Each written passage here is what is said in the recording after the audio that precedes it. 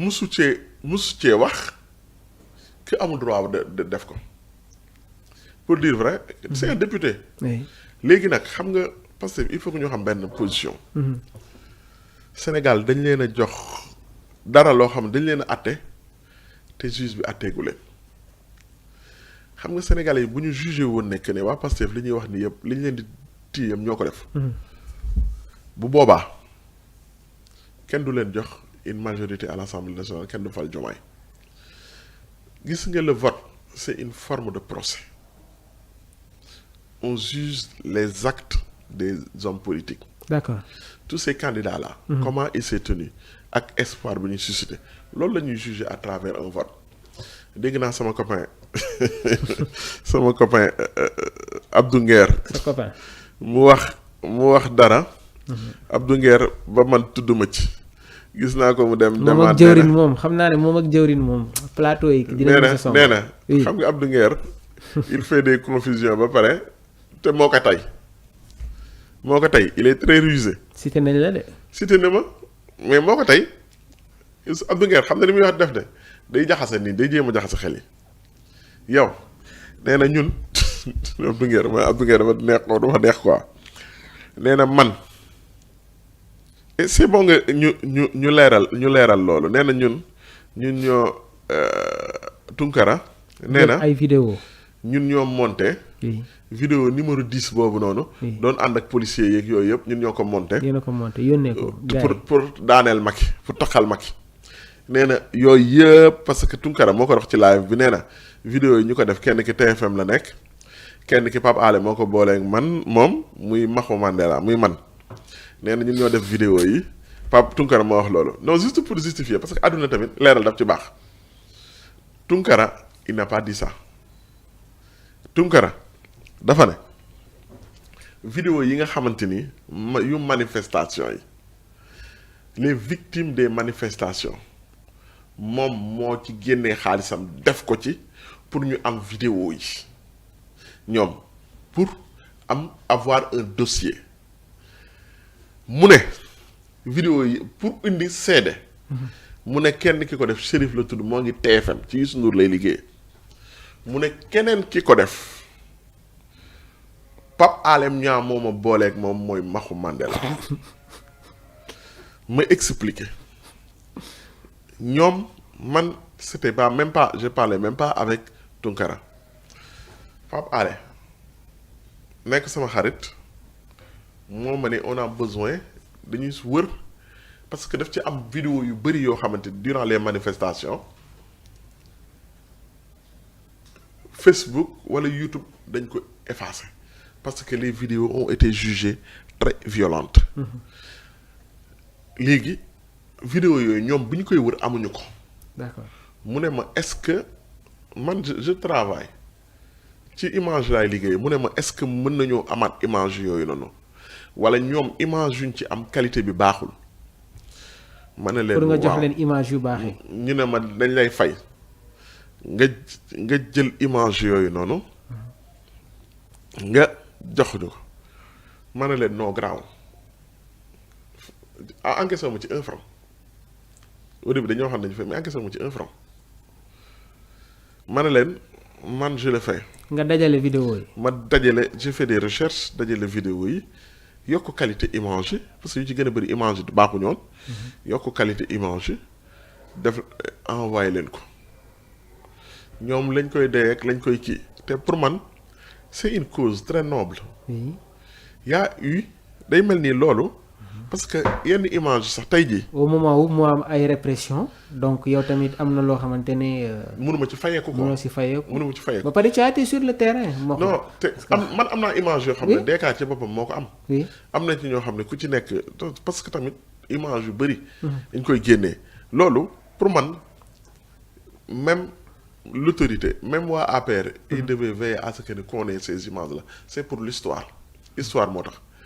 parce que effacer les images li fi xewoon day mel ni yaa ngi pervertir le passé. kon vidéo l'histoire yooyu moo doon circuler biir New York. vidéo yooyu nag moom lañ doon utiliser pour New York. parce que pour man loolu ça n'a rien à voir. oui ces pervertis ces images là. kenn waru ko effacer parce que c'est une réalité loolu fii la ñu fekk ñëpp a ngi fi woon. oui. y a eu. léegi nag kan moo responsable du man maa ki def loolu. oui. du man maa ko war a déterminer. très bien. du man maanaan ñi dee foofu ñëpp Macky leen rey. Oui. waxuma loolu. d'accord. néew ma ñi dee foofu ñëpp. ci manifestation yi force de sécurité yi ñoo leen rey néew ma tamit ñi dee foofu manifestation yi ci boppam ñoo leen rey man on m'a chargé de trouver des images. amul moom day jaawale nu mu tuddati collecte d'images ak montage. ak montage vidéo. vidéo yi amul dara luñ ci monté. oui.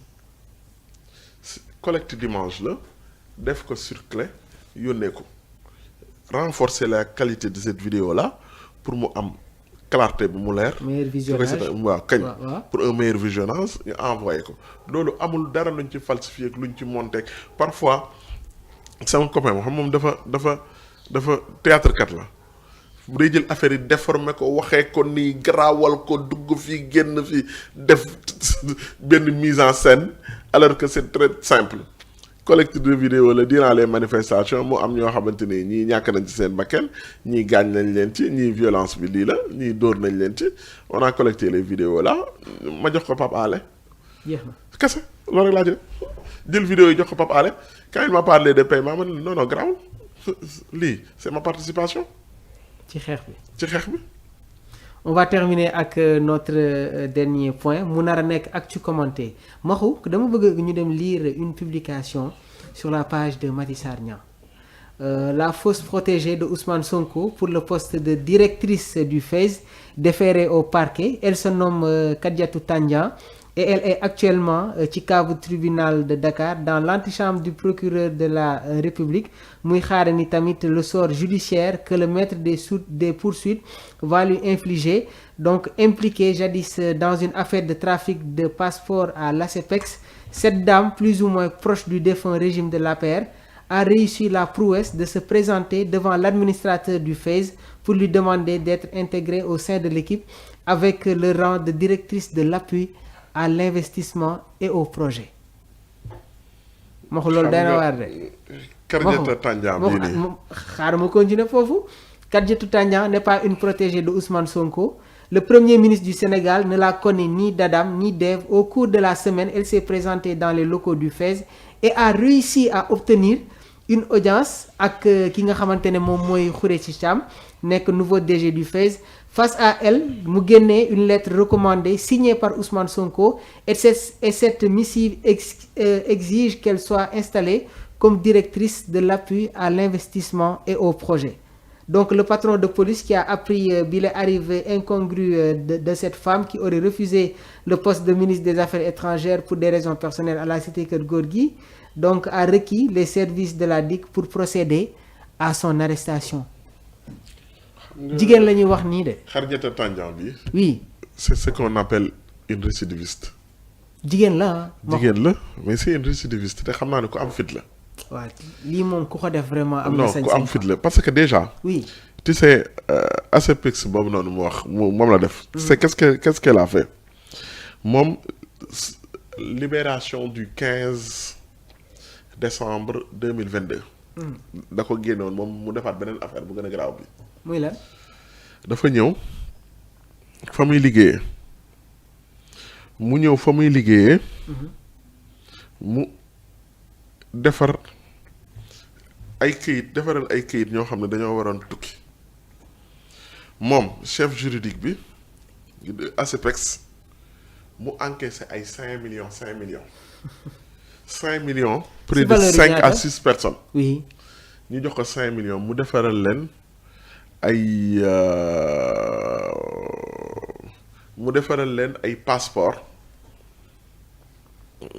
passeport la leen defaral non def leen en fait juste que da leen defaral këyit yoo xam ne dina de service des passeports de service la leen defaral. defaral leen passeport de service encaissé ci 5 millions par personne par tête.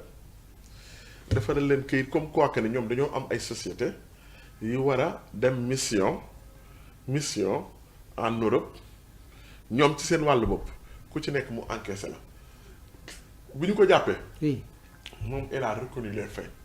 biñ ko jàppee wax na nee na circuit bi yëpp moom moo ko teg te man li ma si jaaxal mooy dans toutes ces affaires là. jigéen Maxu moom jigéen la. si xajatu Tandian bu ñu ko jàppee dafay wax ne moom moo ko def parce que moom foofu la doon liggéeyee ñu jàpp ko ci affaire visa ay commissaire Adramé. Adramé Sarr ba muy nekk DIC moom moo mën a woon enquête boobu noonu. ñu koy nuyu bu baax. waaw muy ko baax Adramé Sarr. waaw ñu koy nuyu bu baax a baax. waaw moom moo ko mënee woon. ba mu mënee loolu enquête bi ñu jàpp femme bi fa muy liggéeyee ASEPEX boobu noonu service juridique moom ak son ordinateur moom mooy créer passeport de service yooyu noonu nga xam ne kat di nga ci mën a voyager lijjanti kayit yëpp avec son ordinateur def ordre de mission def lépp ku ci nekk mu jox la nga dem ba coow li mu ñu dem déposer ambassade des États-Unis bu ñu demee ambassade des États-Unis ils ont compris magouille bi femme bi li muy def ñu jël ko def une plainte au niveau de la division des investigations criminelles ñu topp circuit bi ñëw ba yëg si moom. remonté ba yëg si moom. bi ñu ñëwee ba si moom lu mu wax.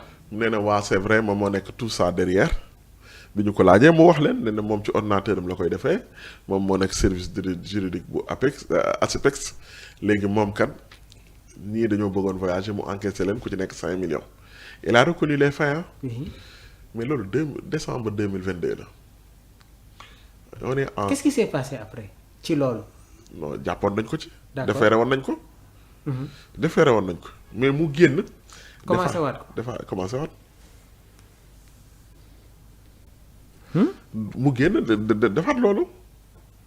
maanaam tey jii mu ñëw ci Khoureychi Thiam. waaw administrateur FAISE. ñu ngi koy jaajëfal bu baax Khoureychi Thiam moom la ñu fal temps yii yàggul. mu remplacé Nata Mbacké madame Mbacké. Nata Samb. waaw xam nga léegi mu ñëw ci moom présenté wu ne ko man kat dama am lettre recommandée boo xam ne ministre Ousmane Sonko premier ministre Ousmane Sonko moo doon man ne nee na ngeen fal ma ngeen teg ma ci service li te en plus moom mooy nga wax ne ko moom Ousmane Sonko da ko proposé woon mu yor affaire ministère des affaires étrangères moom moo rejeté moom moo bañ moom moo décliné ko mais xam nga lii ku am fi dëgg-dëgg pour man cette dame là elle est malade. dafa feebar. non li feebar la parce que non xam nga man am yenn fiti nit su ko amee daf may jaaxal quoi. xam nga lu may